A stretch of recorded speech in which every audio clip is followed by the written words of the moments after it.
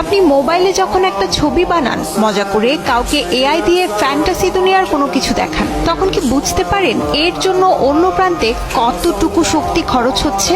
যে কৃত্রিম বুদ্ধিমত্তা এআই আজকের দুনিয়া বদলে দিচ্ছে, তার খরচ শুধু টাকা বা সময় না, বরং বিদ্যুৎ, পানি এবং প্রকৃতির দিক থেকেও বিশাল এক মূল্য দিতে হচ্ছে আমাদের।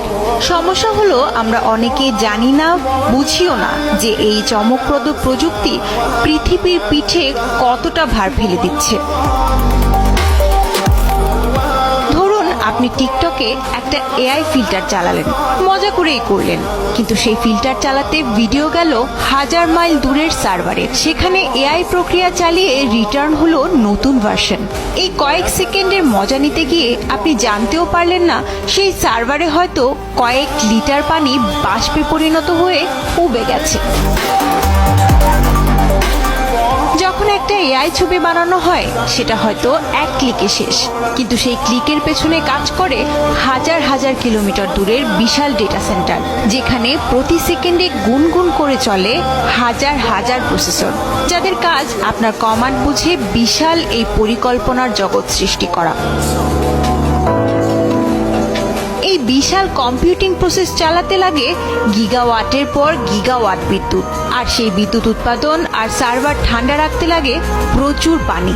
আপনি হয়তো অবাক হবেন, চ্যাটজিপিটির মতো একটি বড় মডেল ট্রেনিং এ গড়ে ঘন্টায় প্রায় 1287 মেগাওয়াট বিদ্যুৎ লাগে, যা দিয়ে বাংলাদেশের 40,000 গ্রামীণ পরিবার একদিন চলতে পারত।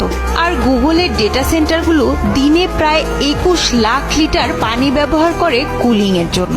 এটা প্রায় 4200 মানুষের একদিনের পানির সমান। পৃথিবীর 75% পানি হলেও তার সামান্যই সুপেয় পানি, সেটারও বেশিরভাগ বরফে বন্দী। সহজ কথায় পৃথিবীর মোট পানির মাত্র 0.5% আমাদের ব্যবহারের জন্য সহজলভ্য। এদিকে বর্তমানে প্রায় 720 মিলিয়ন মানুষের বসবাস এমন জায়গায় যেখানে পানির চরম সংকট। এআই প্রযুক্তির অদম্য বিস্তার সেই পানির সংকট আরও বাড়িয়ে দিচ্ছে। কিন্তু এই কৃত্রিম বুদ্ধিমত্তা কি শুধু প্রয়োজনীয় কাজে ব্যবহৃত হচ্ছে? মোটেই না। এমন এমন কাজেও এই শক্তি খরচ হচ্ছে যেগুলো একেবারে অপ্রয়োজনীয়। ইদানিং সোশ্যাল মিডিয়ায় দেখা যাচ্ছে এআই দিয়ে বিখ্যাত ব্যক্তিদের মুখ বসিয়ে হাস্যকর ভিডিও বানানো হচ্ছে, কাউকে নকলভাবে কাঁদানো বা হাসানো হচ্ছে, এমনকি মৃত ব্যক্তিদেরও জীবিতর মতো দেখানো হচ্ছে।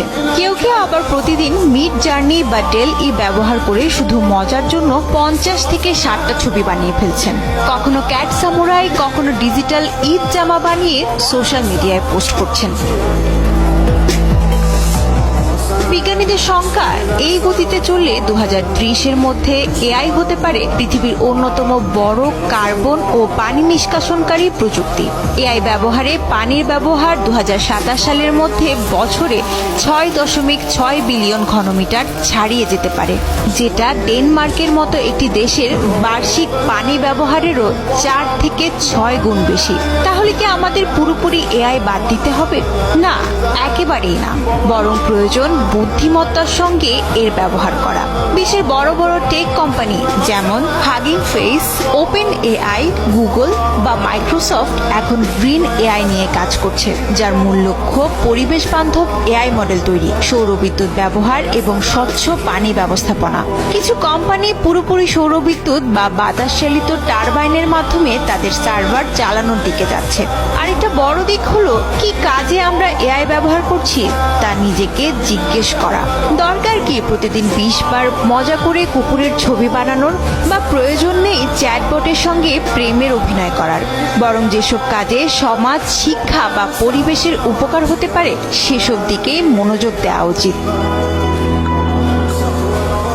এআই দিয়ে কৃষকের জন্য আবহাওয়ার পূর্বাভাস দেওয়া, রাস্তার জ্যাম এড়ানোর জন্য ট্রাফিক ডেটা বিশ্লেষণ, কিংবা চিকিৎসকের হাতে দ্রুত রিপোর্ট পৌঁছে দেওয়ার মতো কাজে প্রযুক্তিকে ব্যবহার করাটাই হবে সবচেয়ে কার্যকরী ও বুদ্ধিমানের কাজ।